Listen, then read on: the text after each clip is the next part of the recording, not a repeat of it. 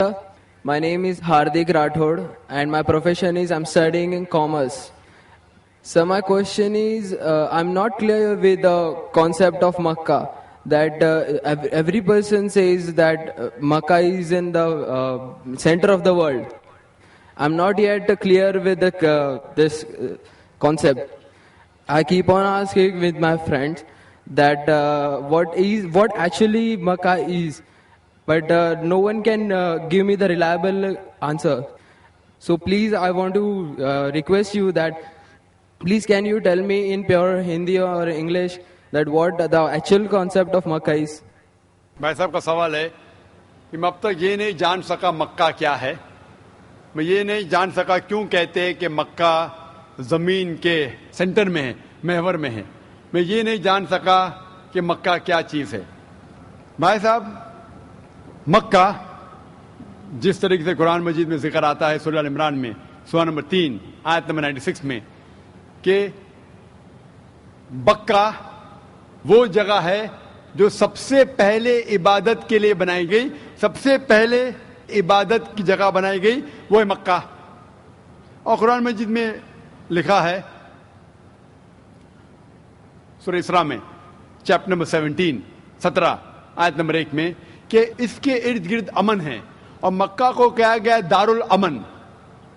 और जहां तक के सेंटर का सवाल है, आप जब वर्ल्ड मैप देखेंगे, आप स्कूल में पढ़े होंगे वर्ल्ड मैप आप खोलेंगे तो आप देखेंगे कि नॉर्थ पोल ऊपर है, साउथ पोल नीचे है, वेस्ट की तरफ है अमेरिका, ईस्ट की तरफ आप देखेंगे जापान, सऊदी अरेबिया जो है सेंटर में, और मक्का जो है, जो सिटी मक्का है वो डॉट आप देखेंगे ऊपर और नीचे भी सेंटर में, लेफ्ट एंड राइट में भी सेंटर में. तो इसीलिए वर्ल्ड मैप आप देखेंगे तो मक्का इज इन द सेंटर, मतलब महवर है. तो that is one of the meanings. But real है क्या वो दारुल अमन है और वो अमन की जगह है और वो पहली इबादत के लिए जगह बनाई गई. अल्लाह सुब्हानहू व तआला फरमाते हैं कुरान मजीद में, I see the people's means like the bhakt of Allah. They pierce their body and their means they do rally out on the road. What is it actually? भाई साहब ने सवाल किया कि हम देखते हैं कि मुसलमान लोग अपने जिस्म को मारते हैं और खून करते हैं, क्या है? कुरान मजीद में कहा भी नहीं लिखा है कि मुसलमान should piers the body. Quran मजीद में कहा नहीं लिखा है कि अपने जिस्म को मारना चाहिए. जहां तक कि सही हदीस है, सही हदीस में अल्लाह के फरमाते अगर इंतकाल होता है आपके घर वाले का या कोई नुकसान होता है, मैक्सिमम आप 3 दिन तक शोक मना सकते हैं, 3 दिन से ज्यादा नहीं, क्योंकि किसी का भी इंतकाल होता है वो अल्लाह की तरफ से है.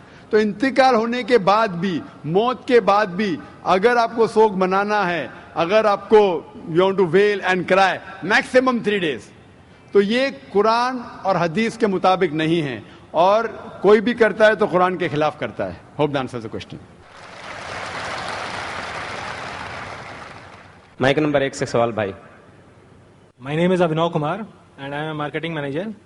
I want to ask you a question that why God has created this universe, us, and if God is one, then why He started with so many religions and coming to point and contradicting itself in past, now saying that all these things which are in past, like you have said Bhagavad Gita, Ved or Bible or anything, they are not for this time.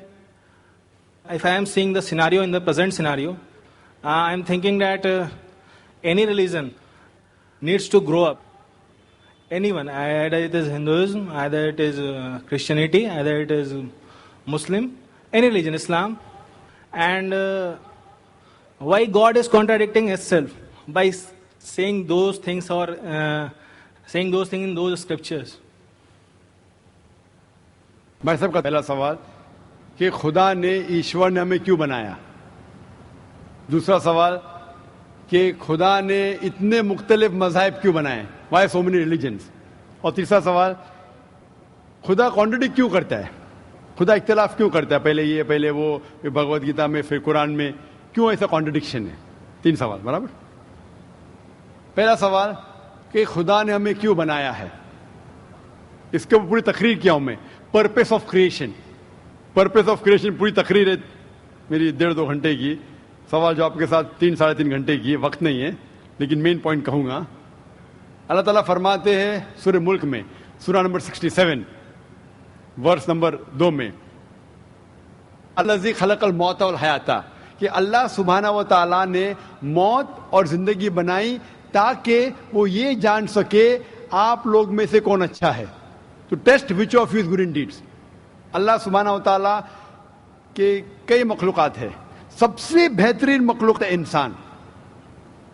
باقی جتنے مخلوقات ہیں وہ مسلم ہیں, وہ already اللہ سبحانہ و تعالیٰ کا کہنا مانتے ہیں. ابھی جو انسان ہیں ان کو اجازت دی گئی ہے, فری ول دی گئی ہے کہ وہ اللہ کی بات مانے یا نہ مانے. Almighty God has given us the free will. Free will دیا گیا ہے کہ آپ چاہو تو اللہ کی بات مانو, چاہو تو نہ مانو. یہ فری ول دینے کے بعد اللہ سبحانہ و تعالیٰ نازل کیا ہے کہ اس دنیا کا ٹیسٹ کیا ہے, the rules and regulations. اس دنیا میں انسان کو کس طریقے سے جینا یہ لکھا گیا قرآن مجید میں. اگر آپ اللہ کے احکامات کے مطابق چلتے ہیں تو آپ سفلتا پائیں گے اور انشاءاللہ جنت میں جائیں گے. اگر احکامات کے مطابق نہیں چلیں گے تو آپ اس ایگزامینیشن میں فیل ہوں گے اور پھر جنت میں نہیں جائیں گے, دوزخ میں جائیں گے. تو this life is a test for the hereafter. یہ زندگی آخرت کے لیے امتحان ہے. میں آپ سے پوچھوں گا کہ آپ کالج کیوں جاتے, تو آپ بولیں گے گریجویٹ بننے کے لیے. اب میڈیکل کالج کیوں جاتے, تو آپ بولیں گے ڈاکٹر بننے کے لیے. تو ہم یہ دنیا میں آئے ٹیسٹ پاس کرنے کے لیے, کیونکہ اس دنیا میں آنے کے پہلے سورہ اعراف سورہ نمبر 7 آیت نمبر 172 میں لکھا ہے کہ اللہ سبحانہ و تعالیٰ نے ساری انسانیت کو, آدم سے اب تک ساری انسانیت کو from the lines of Adam کھڑا کیا اور پوچھا کہ کون ہے عبادت کے لائق, اور سب نے کہا صرف ایک اللہ سبحانہ و تعالیٰ. پھر اللہ تعالیٰ نے پوچھا کہ کون یہ ٹیسٹ کرنا چاہتا ہے, تو انسان ہم بیوقوف تھے جو یہ ٹیسٹ کرنے کے لیے آئے, کیونکہ باقی لوگ جو پتھر, پہاڑ, جانور یہ سب مسلم ہیں, پر ان کے پاس چوائس نہیں ہے. اگر آپ کے پاس چوائس نہیں ہے, فرشتے کے پاس چوائس نہیں, جو بھی اللہ کہتے وہ ان کی بات مانتے. لیکن ہم کو چوائس دینے کے بعد اگر ہم اللہ کی بات مانیں تو ہم فرشتے کے اوپر ہو جائیں گے, اگر نہیں مانیں گے تو فرشتے کے نیچے شیطان کے ساتھ ہوں گے. تو ہم نے بولے نہیں, ہم کو تو فرسٹ کلاس فرسٹ آنا ہے, تو آ گئے ہم آپ اور ہم اس دنیا میں. ٹھیک ہے, تو یہ ٹیسٹ ہے, اور انسان سب سے اچھی مخلوق ہے, best creation of almighty God. تو this life is a test for the hereafter. اور اللہ تعالیٰ فرماتے سورہ داریات میں سورہ نمبر 51 آیت نمبر 56, وما خلقت الجن والانس الا لیعبدون, کہ ہم نے جن اور انسان کو نہیں بنایا صرف اللہ کی عبادت کرنے کے لیے, اور عبادت کے لیے اللہ کی بات ماننا ضروری ہے. So this life is a test for the hereafter. یہ جو زندگی ہے آخرت کے لیے ہمارے لیے امتحان ہے. آپ کا سوال نمبر 2 کہ اللہ نے مختلف مذاہب کیوں بنائے. اللہ نے صرف ایک ہی مذہب بنایا ہے, ایک ہی دین, جس کا نام قرآن میں ہے سورہ ال عمران سورہ نمبر 3 آیت نمبر 19 میں, ان الدین عند اللہ الاسلام, the only religion acceptable in the sight of Allah is Islam. صرف ایک ہی دین جو اللہ کے نزدیک صحیح ہے وہ اسلام. اسلام کے معنی ہے امن, پیس. اسلام کے معنی ہے to submit your will to God, خود اپنے خواہش سے اللہ کے احکامات کے مطابق زندگی کو بسر کرنا. اسلام کا مطلب یہ نہیں کہ محمد سلطان ذاکر, اسلام مطلب اللہ کے احکامات پہ عمل کرنا اور امن حاصل کرنا. تو جتنے پیغمبر آئے صرف اسلام سکھائے. مذہب ایک ہی ہے لیکن مذہب کا پیغام بدلا گیا. جس طریقے سے جو پہلے بھائی صاحب کے سوال میں نے جواب دیا تھا کہ سارے پیغمبر کا اہم پیغام تھا کہ خدا ایک ہے, صرف اس کی عبادت کرو, اور آخری پیغمبر محمد صلی اللہ علیہ وسلم میں باقی چیز میں لٹل بٹ ڈفرینس ہوگا, but the basic message was the same. Basic جو پیغام تھا ایک خدا, صرف اس کی عبادت کرو, اس خدا کی کوئی پرتیما نہیں, بت پرستی غلط ہے, اور اس ایشور کے آخری پیغمبر محمد صلی اللہ علیہ وسلم. لیکن کیونکہ وقت جانے کی وجہ سے جو پیغام جو دیا گیا تھا وہ بدلتا گیا, جیسا میں نے کہا. تو جتنی مذہبی کتابیں جو قرآن کے پہلے آئے, کوئی بھی مذہبی کتاب محفوظ نہیں ہے. ہندو اسکالرز خود کہتے ہیں کہ the Vedas have been changed. Bible scholars خود کہتے ہیں بائبل have been changed. جتنے مذہبی کتاب کے اسکالرز کہتے ہیں کہ ان کی مذہبی کتاب میں تبدیلی آ چکی ہے, لیکن قرآن میں الحمدللہ. اور جو دشمن اسلام ہے, اکارڈنگ ٹو ولیم مور, جو ایک اسلام کا بہت گریٹ کرٹک ہے, اسلام کے خلاف بات کرتا ہے, وہ پھر بھی کہتا ہے 200 سال پہلے کہا کہ ایک واحد مذہبی کتاب جو 1200 سال تک کے محفوظ ہے وہ ہے قرآن.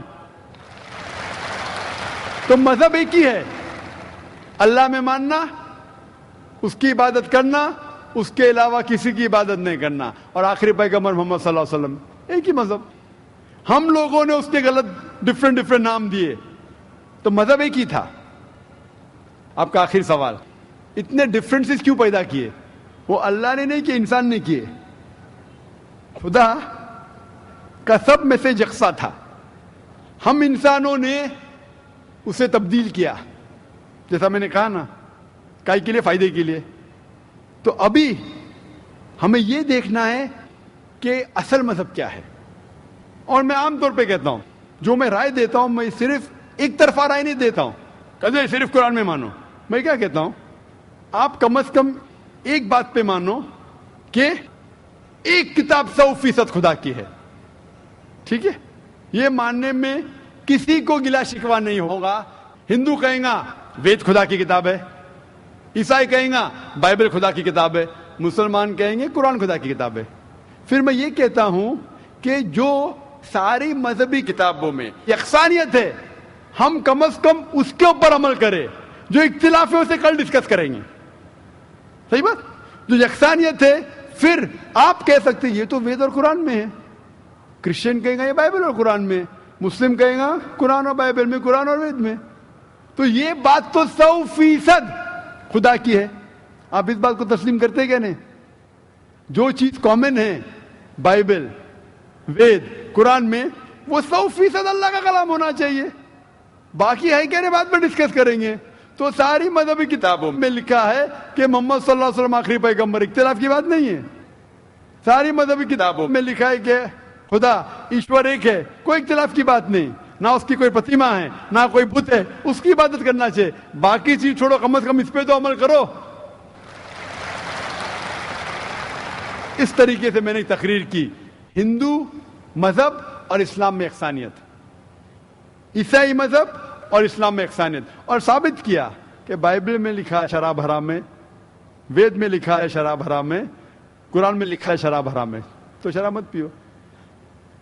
ہندو مذہبی کتاب میں لکھا ہے کہ عورتوں کو حجاب کرنا چاہیے, بائبل میں لکھا عورتوں کو حجاب کرنا چاہیے, قرآن میں لکھا عورتوں کو حجاب کرنا چاہیے. کیوں نہیں حجاب کرتے عورت؟